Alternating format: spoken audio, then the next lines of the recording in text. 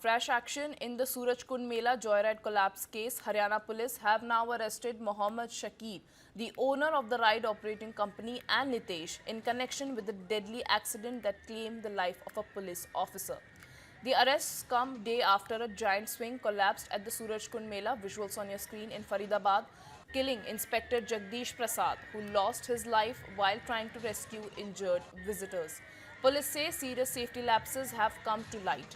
A case has been registered for culpable homicide not amounting to murder, and a special investigation team or SIT has been formed to probe the incident in detail. The SIT now will investigate the role of those involved, including safety checks, installation of the ride, and the responsibility of the organizers. The probe will be conducted on scientific and technical grounds. 12 people were injured in the accident, 5 have been discharged, while others are stable and undergoing treatment. Haryana Police have called Inspector Jagdish Prasad's death an irreparable loss and assured financial assistance and a government job to an eligible family member. The investigation is ongoing and more action is likely as accountability is going to be fixed.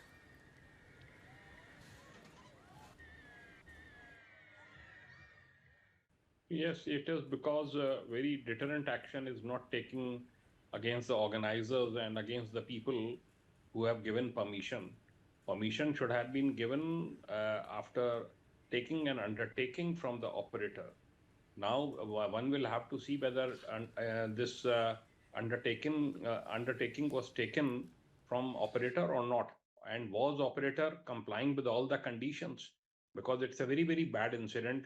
One inspector has also lost his life, and the way it collapsed, it shows that there were issues with the swing, and it was not checked before being put at such a large mela. It could have led to many casualties.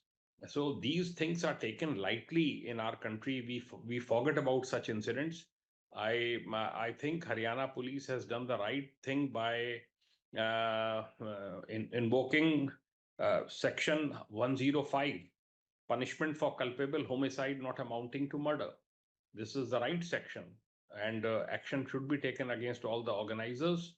They should be booked, and we will have to take precautions in future also at all melas throughout the country, because cable cars incidents, incidents at amusement parks, they keep on taking place, bringing bad name to the country. Well, I think, Krishna, the unfortunate aspect is these recur at a very frequent intervals or infrequent intervals, but the tragedy is human lives are lost. We don't seem to be sensitive to these issues. I remember probably senior police person who jailbird dared me out. That way back around in 1990s, there was a major fire tragedy in Duck Valley. Several school children were killed.